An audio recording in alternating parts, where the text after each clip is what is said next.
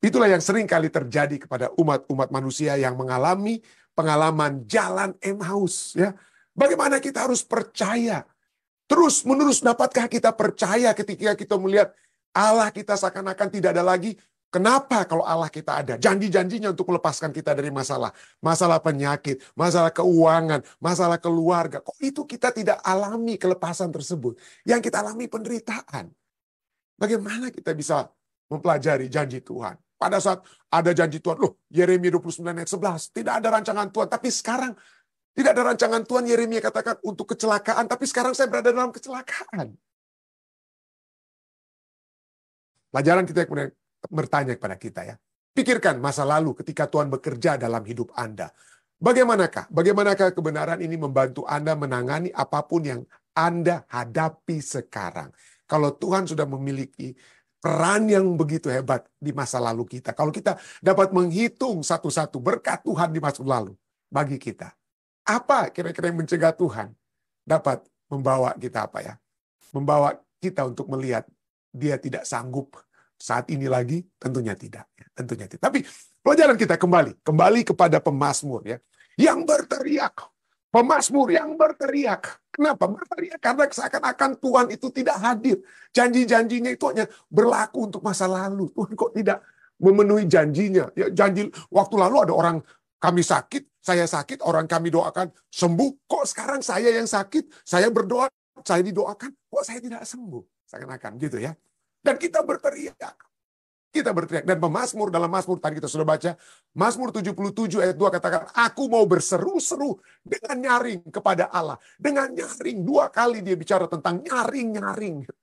Supaya ia mendengarkan aku. Pemazmur ini tidak sendirian, saudara. Kita juga alami. Bukan hanya kita yang mengalami berteriak dengan suara nyaring. Ya.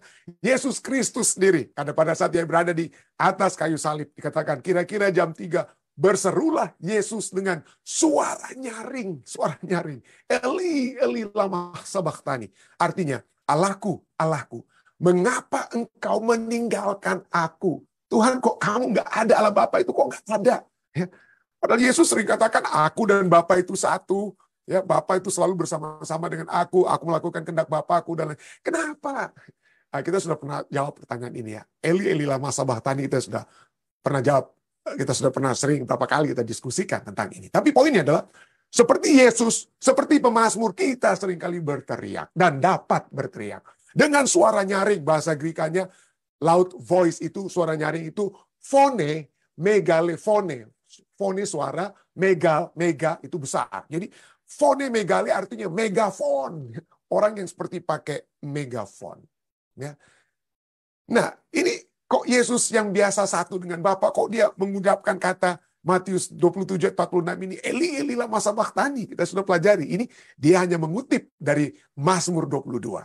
Ya, biasanya Yesus, kalau dia bicara tentang Allah Bapa, dia tidak pernah bilang apa Allahku, tapi Bapakku. Bukan kita melihat, kita sudah pernah bahas lalu ya. Kita tidak memiliki doa Allahku ya. Kita memiliki doa Bapa kami. Karena setiap kali Yesus berbicara tentang Allah Bapa, dia selalu bilang dengan Bapa. Ya.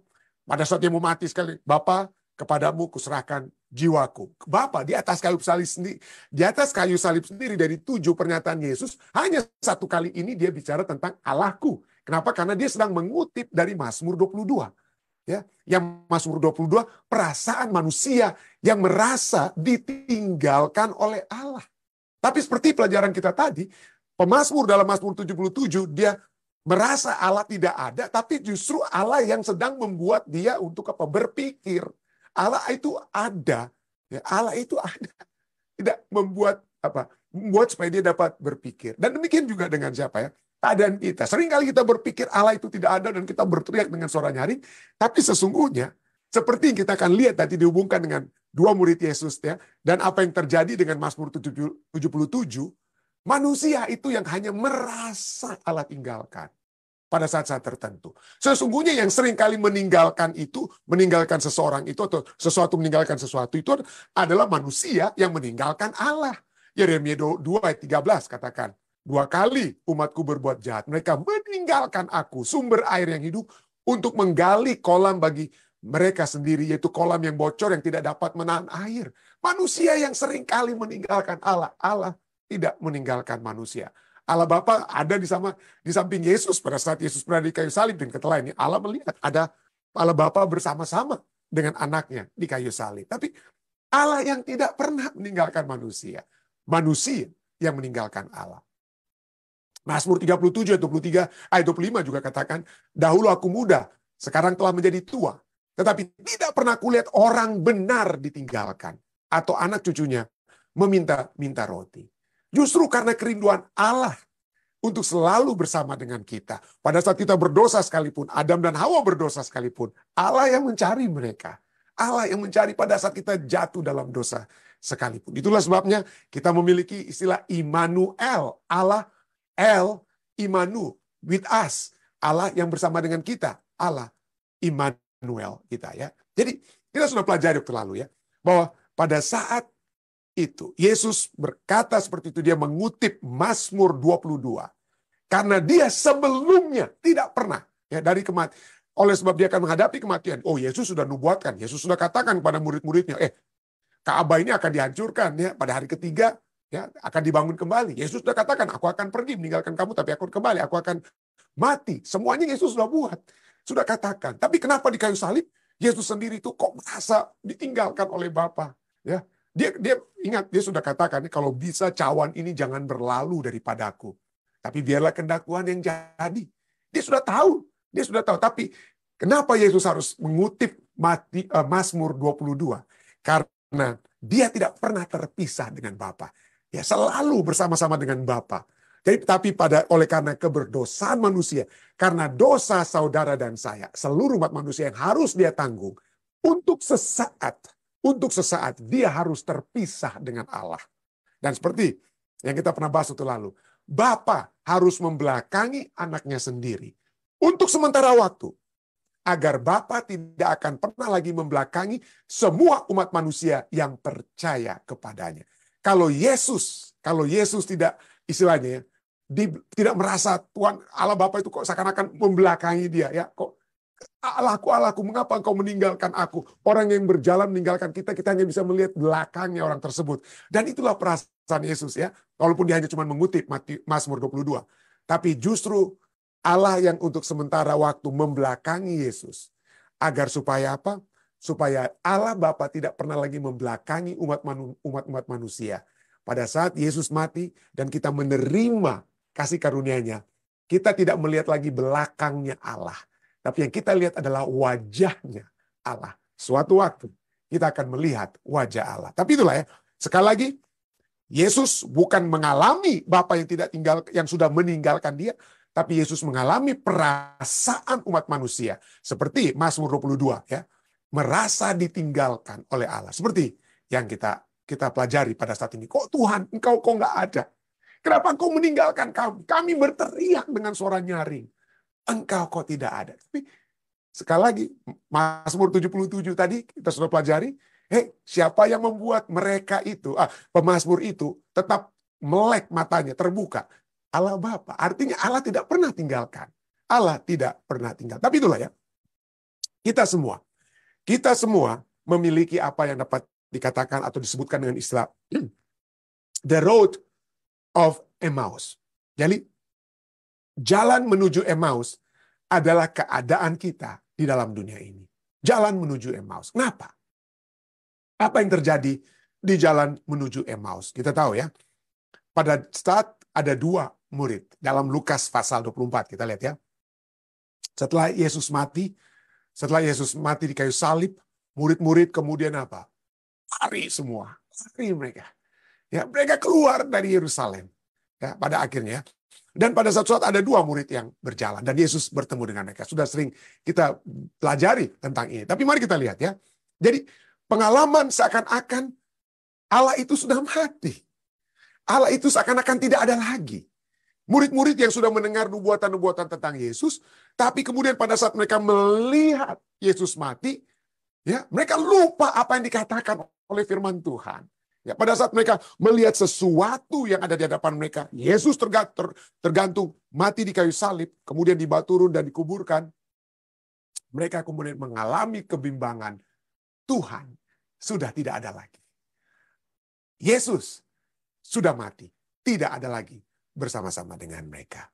Ya. Dan itulah yang sering kali terjadi kepada umat manusia yang mengalami pengalaman jalan Emmaus. Ya. Bagaimana kita harus percaya? Terus menerus dapatkah kita percaya ketika kita melihat Allah kita seakan-akan tidak ada lagi? Kenapa kalau Allah kita ada? Janji-janjinya untuk melepaskan kita dari masalah. Masalah penyakit, masalah keuangan, masalah keluarga. Kok itu kita tidak alami kelepasan tersebut? Yang kita alami penderitaan. Bagaimana kita bisa mempelajari janji Tuhan? Pada saat ada janji Tuhan, loh Yeremia 29 ayat 11, tidak ada rancangan Tuhan. Tapi sekarang tidak ada rancangan Tuhan, Yeremia katakan untuk kecelakaan, tapi sekarang saya berada dalam kecelakaan. Ya. Korintus katakan, surat Rasul Paulus pada Korintus, tidak ada pencobaan yang melebihi kekuatanmu, tapi sekarang saya sudah kelelep, tenggelam. Ya. Saya begitu banyak mengalami penderitaan. Mengapa Allah, mengapa Yesus tidak muncul di sini pada saat ini? Kenapa Yesus hanya muncul pada saat lalu? Kenapa Allah hanya membebaskan saya pada masa lalu? Tidak sekarang, tidak pada saat ini. Dan mengapa Alkitab terkadang begitu sulit? Ya, kenapa Alkitab bilang sepertinya A, tapi saya mengalami hal yang apa? Yang berbeda. Saya mengalami hal yang berbeda. Apakah betul-betul? Kalau kita lihat dalam pengalaman jalan menuju Emmaus, kedua murid ini, ya mereka sedang dalam kegundah gulanaan, ya, masalah berat, mereka rasa ketakutan dan lain sebagainya, merasa sangat discouraged, lemah hati mereka. Itu yang sedang terjadi. Lukas 24 kita baca sedikit. Dan mengalami, kita lihat kenapa. Kenapa ada satu statement yang cukup menarik di sini dapat kita lihat. Anyway, mari kita baca dulu. Lukas 24 ayat 13-16 katakan, pada hari itu juga, dua orang murid-murid Yesus pergi ke sebuah kampung bernama Emmaus yang terletak kira-kira 7 mil jauhnya dari Yerusalem. Lari semua dari Yerusalem. Pergi mereka keluar dari Yerusalem. Padahal di Yerusalem itulah Yesus ada. Di Yerusalem itulah Yesus yang tadinya disalib kemudian dikuburkan, dan di Yerusalem itu Yesus bangkit, ya.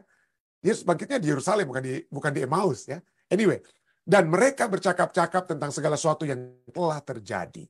Ketika mereka sedang bercakap-cakap dan bertukar pikiran, datanglah Yesus sendiri mendekati mereka, lalu berjalan bersama-sama dengan mereka. Betul, kedua murid ini itu bukan 12 murid-murid Yesus yang selalu bersama-sama, tapi tetap mereka itu adalah bagian dari murid-murid di luar 12 murid Yesus yang selalu bersama-sama dengan Yesus. Mereka tahu perawakan Yesus bagaimana, mereka tahu wajah Yesus bagaimana, mereka tahu suara Yesus bagaimana. Semua itu mereka sudah tahu.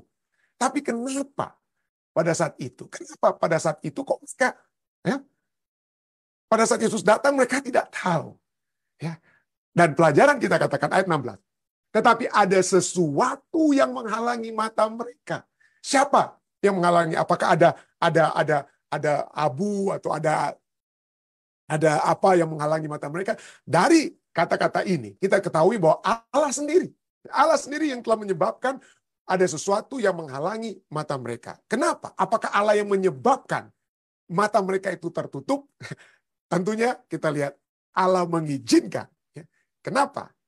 Kenapa Allah mengizinkan mata mereka tertutup? Karena mereka sudah menutup mata mereka sendiri. Oh, pendeta, buktinya bagaimana ini? Oke, anyway, mari kita terus lihat. Poinnya, ada sesuatu yang menghalangi mata mereka sehingga mereka tidak dapat mengenal Dia. Ya.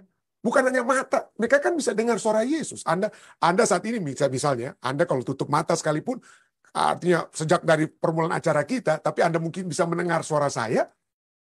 Anda bisa tahu, oh ini mungkin suaranya pendeta Rantung, bukan pendeta Alex Rantung senior, ya, tapi pendeta Rantung junior. Anda bisa tahu sedikit, walaupun orang sering katakan suara saya dengan suara ayah saya sama, ya.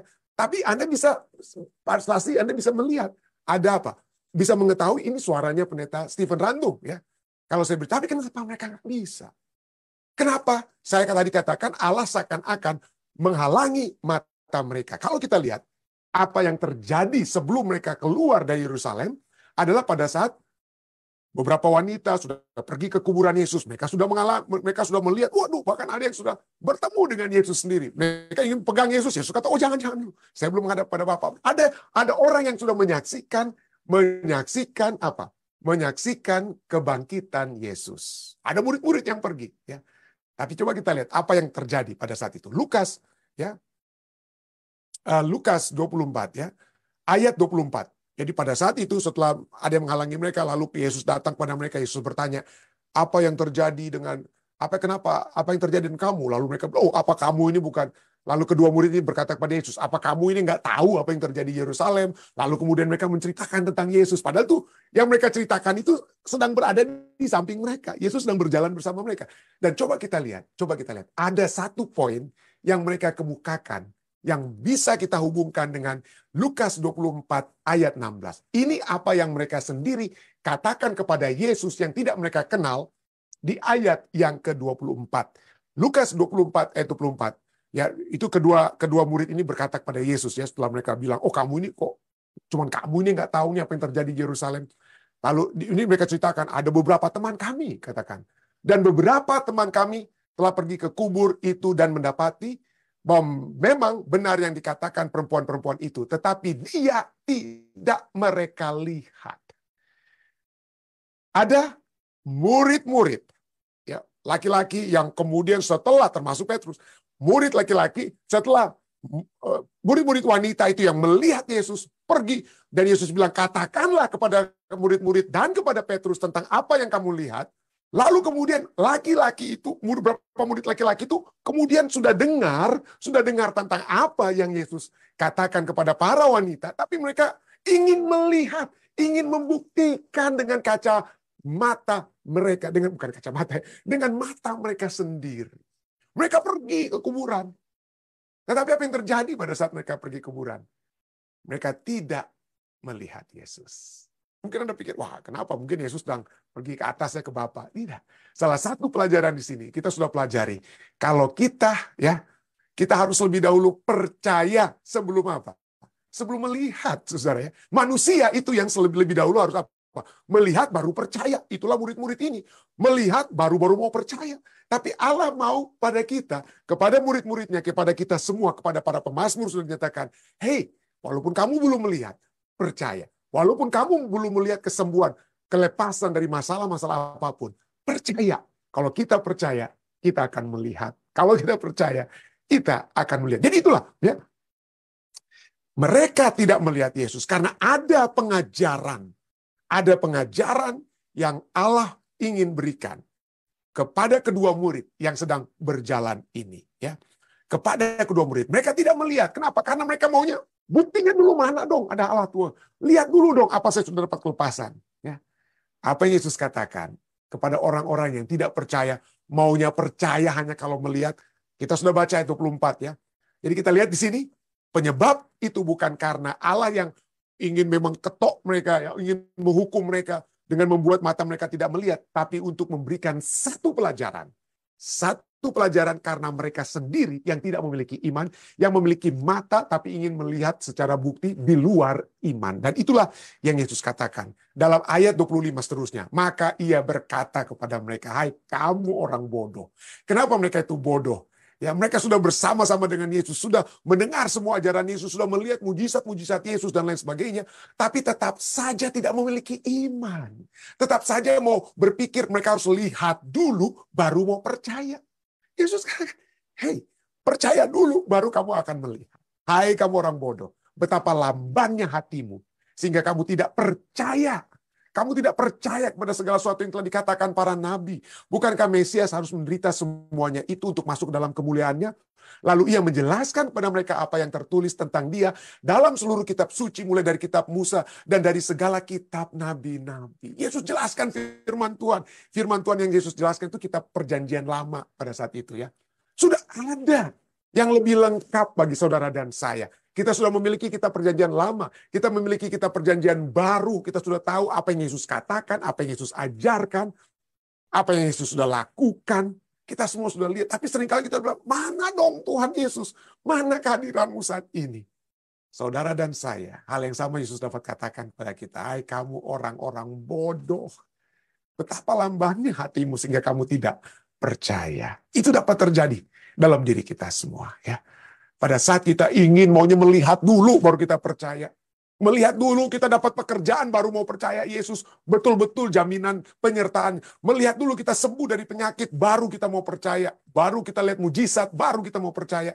Hey, kita lebih dahulu Tuhan ingin percaya lebih dahulu.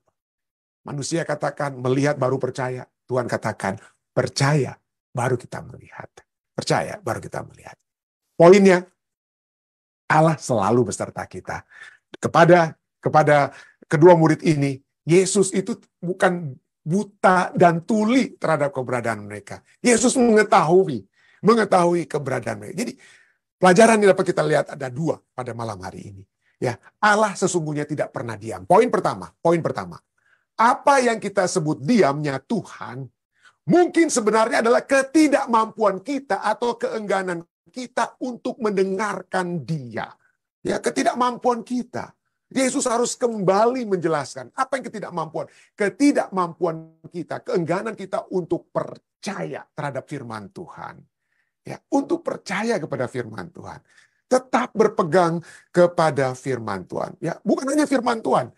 Alam ini, lihatlah segala sesuatu. Kami suka untuk pergi melihat alam ciptaan Tuhan. Walaupun sudah banyak dirusakkan oleh sebab dosa dan lain sebagainya. Tapi di alamlah kami merasa sangat kecil. Saya merasa sangat kecil melihat keagungan Tuhan. Ya, melihat keagungan Tuhan. Itulah sebabnya Ellen White dalam buku Education, ya, dalam buku Education, alam atau nature dan Alkitab dan Scripture, ya, nature and Scripture adalah suara Allah yang berbicara kepada kita. Tentang nature ini Ellen White berkata dalam buku Education halaman 128.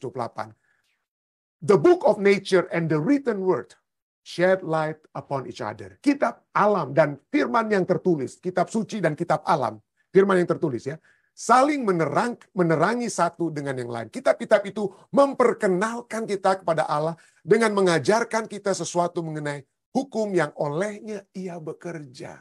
Kita dapat mengenal ajaran Tuhan. Kita dapat mengenal lebih dekat kepada Tuhan. Ya, kalau kita ingin mengenal Tuhan dengan lebih baik, pelajarilah firman Tuhan. Lihatlah keberadaan Tuhan ini di alam. Ya, jadi pelajaran yang paling pertama itu adalah keengganan kita untuk percaya, untuk lihat dulu mana itu Tuhan. Lihatlah Tuhan di alam. Mana itu Tuhan? Lihatlah Tuhan di dalam firman-Nya. Di dalam firman. Poin kedua, apa yang kita sebut dengan diamnya Tuhan, mungkin sebenarnya adalah disiplin pengajaran Allah agar kita dapat kembali merindukannya, menyadari kebersamaan dengan Allah adalah hal yang terbaik. Dan ini terjadi kepada umat-umat Tuhan di zaman kitab Hakim-Hakim. Kalau Anda baca kitab Hakim-Hakim, umat Tuhan itu apa ya? Udah bersama-sama dengan Tuhan, lalu kemudian mereka apa? Mulai memberontak, mereka berbuat jahat, kejahatan mereka, akhirnya mereka diserang oleh bangsa-bangsa sekitar, mereka menderita di tangan bangsa-bangsa sekitar, mereka berteriak kepada Tuhan, dan seorang hakim atau seorang pembebas diberikan kepada Tuhan, dan akhirnya mereka kembali dapat apa? Dapat bersama dengan Tuhan. Tapi untuk kembali bersama dengan Tuhan, kadang-kadang Tuhan biarkan mereka karena keberdosaan mereka. Ya. Kejahatan mereka. Sampai Tuhan bilang, oke, kamu maunya berbuat dosa, oke, ya silakan kamu mengalami akibat-akibat dari dosa tersebut. Dan pada saat mereka berada dalam akibat dosa, berteriaklah mereka, merindukan Tuhan. Mereka ingat, aduh, waktu bersama dengan Tuhan, itu enak loh. Daripada saat saya bersama dengan dosa. Dan itu yang terjadi. Ya, itulah yang terjadi juga kepada anak yang terhilang, ya. Anak terhilang, dia pikir, waduh, tidak bebas dengan orang tuanya. Minta harta orang tuanya, pergi. Bebas dia. Merasakan kebebasannya. Seperti waktu saya sahabat lalu, ya. Dia merasakan kebebasannya. Ya. Dia merasa seperti orang yang keluar dari pesawat terbang untuk apa? Terjun payung, ya. Terjun payung. Dia keluar, waduh, merasa bebas. Dia terbang. Sampai kemudian dia menyadari ternyata payungnya itu, parasutnya itu tidak terbuka. Tidak terbuka. Hilanglah kebebasan orang yang parasutnya tidak terbuka. Dan itulah yang terjadi dengan anak yang terhilang ini, ya. Ia menyadari, Lukas 15 ayat 17 katakan, ia menyadari keadaannya. Katanya, betapa banyaknya orang upahan Bapakku yang berlimpah-limpah makanannya. Tetapi aku di sini mati kelaparan. Baiklah aku kembali, ayat selanjutnya. Baiklah aku kembali ke rumah Bapakku untuk menjadi hambanya sekalipun. Ya, coba kita lihat dalam perumpamaan Yesus, domba yang terhilang, gembala cari. Domba yang terhilang dalam Lukas 15, gembala cari. Uang logam yang terhilang, wanita itu harus bersihkan rumah untuk cari. Tapi kenapa anak yang terhilang ini, bapak tidak cari? Kenapa bapak itu tidak cari seperti domba yang harus dicari, seperti koin yang harus dicari? Kenapa dia harus dibiarkan? Karena kalaupun bapaknya pergi untuk mencari anaknya, mungkin anaknya nggak akan pernah bertobat. Dia harus mengalami satu keadaan di mana Allah itu bahkan tidak mencari dia. Supaya dia menyadari keadaannya. Come to his senses. Bahasa Inggrisnya. To come to his senses. Jadi kadang-kadang kita harus dihajar. Bukan dihajar, tapi didisiplin. Seperti bangsa Israel di zaman hakim-hakim. Tuhan kadang-kadang harus berdiam. Kenapa? Karena mereka mendiamkan Tuhan. Bukannya Tuhan merajuk, tapi Tuhan ingin memberikan pelajaran, memberikan disiplin kepada mereka. Ya, Ibrani 12 ayat 10 katakan, sebab mereka, orang-orang tua kita, bapak-bapak duniawi kita, ya, mereka mendidik kita dalam waktu yang pendek, sesuai dengan apa yang mereka anggap baik. Tetapi dia, Allah Bapa kita menghajar, bukan menghajar, pukul-pukul kita, hancur-hancurin kita, bukan. Kalimatnya itu disiplin. Tapi dia menghajar kita, mendidik kita. Seperti Bapa duniawi mendidik, Allah juga mendidik, menghajar atau mendisiplin kita untuk kebaikan kita. Bapa di kisah anak yang terhilang, dia tidak cari anaknya. Kenapa? Itu untuk kebaikan anaknya. Kalau bapak itu pergi kepada anak tersebut, mungkin anak itu nggak mau pulang, dia dicari-cari, dirasa dibutuhkan, dia merasa dibutuhkan oleh bapak. Tapi kadang-kadang Tuhan harus membiarkan kita supaya kita merasa membutuhkan Allah. Membutuhkan Allah. Itulah kebaikan yang dapat terjadi. Allah menghajar kita. Allah mendisiplin kita untuk kebaikan kita. Supaya kita beroleh bagian dalam kekudusannya. Kalau anak yang terhilang dikejar-kejar terus sama bapaknya, nggak pernah dia mau bertumbuh. Bapaknya itu jadi apa? Bulldozing parenting atau helikopter parenting ya. Semua hal-hal yang menghalangi pertumbuhan kerohanian anaknya itu dia coba cegah.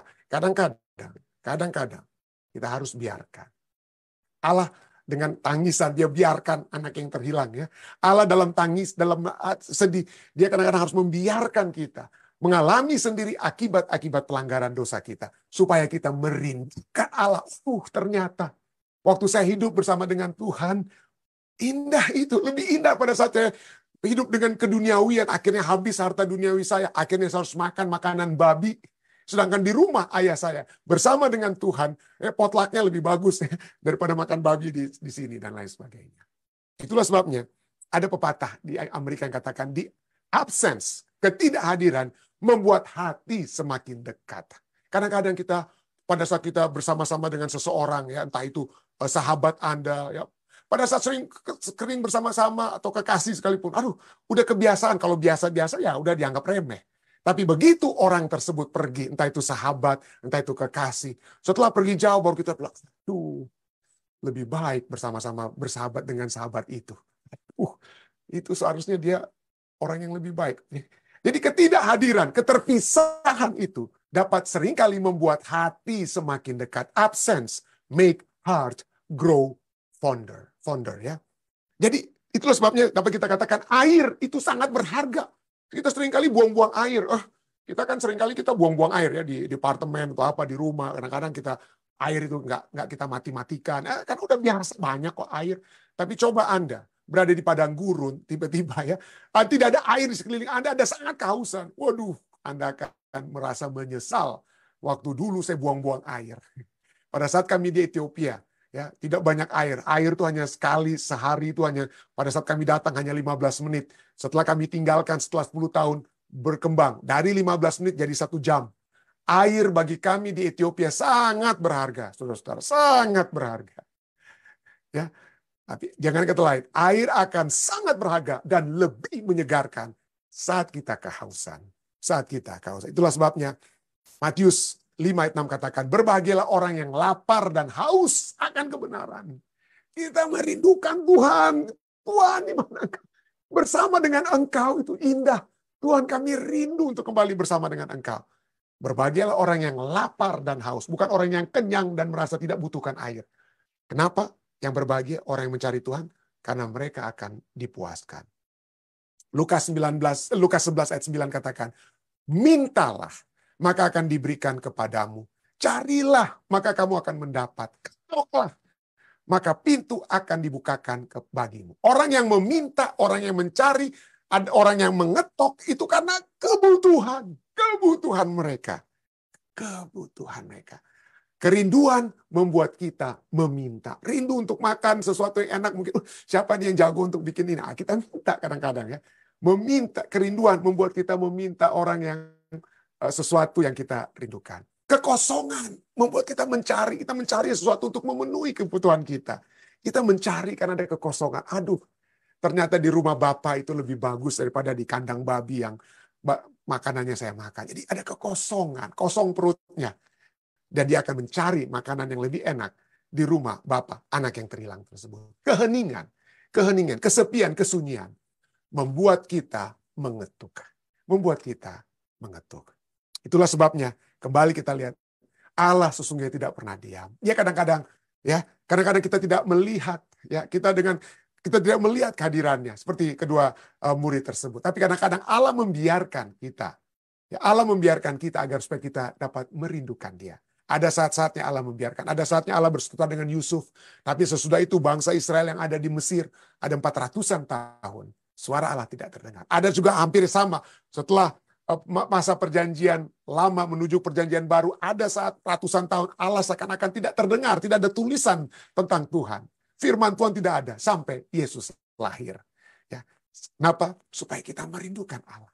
Mazmur 42 ayat 2 dan 3. Seperti rusa yang merindukan sungai yang berair. Demikianlah jiwaku merindukan Engkau ya Allah. Jiwaku haus kepada Allah yang hidup. Bilakah, kapankah aku boleh datang melihat Allah? Kapan? Mazmur 63 ayat 2. Ya Allah, Engkaulah Allahku. Aku mencari Engkau. Jiwaku haus kepadamu. Tubuhku rindu kepadamu. Seperti tanah yang kering dan tandus. Tiada berakhir. Orang-orang yang rindu akan menemukan air. Mintalah. Ya. Apa yang kita coba baca tadi. Mintalah. Maka akan diberikan kepadamu. Carilah. Maka kamu akan mendapat. Ketoklah. Maka pintu akan dibukakan kepadamu. Saya baik di dalam nama Yesus. Selamat bertemu kembali, selamat tahun baru bagi saudara dan saudari sekalian yang kembali pada saat ini di tahun 2024. Kembali dapat bersama-sama ya, di acara ibadah kita.